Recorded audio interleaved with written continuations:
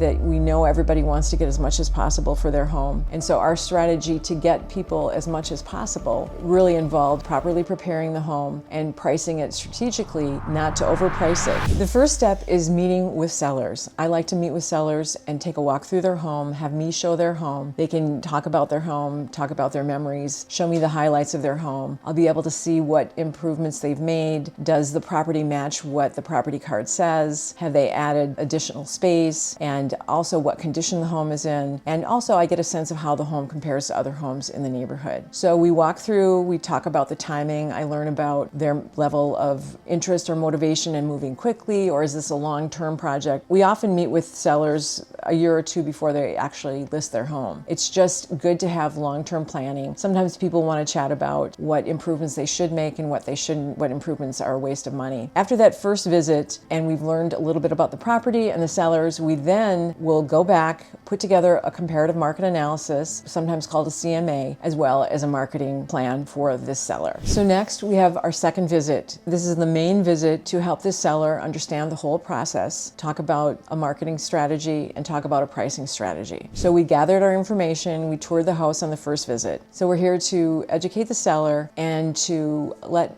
them know step by step how this process will unfold. So the first thing we go through is we talk about who Corcoran is, who our company is, who are on the team, who are the team members and what are their roles, how we'll be servicing them as a client, the level of service that we do provide. We talk about all of that to sort of lay the groundwork for the sellers. Then we'll talk about their specific home, what improvements would make sense for them to make, what investment would get them the most money for their dollar of investment. And then we go over the comparative market analysis and we analyze and talk to them about other homes that have sold in the area, how their home compares to the other homes, and we discuss how important pricing is. You'll sell your home within the first 3 weeks for more money than if you let it go longer than that. Things that we will do to promote their home. Once we have all that timing in place and they feel comfortable and they have questions, and we're happy to answer all those questions. Maybe repairs that need to be done. Maybe there's painting. Maybe there's staging that needs to be done. We can guide a seller through that timeline. The next step is signing the paperwork that's required to actually list your home. The main form would be the listing agreement itself. So this is somewhat like a contract between the seller and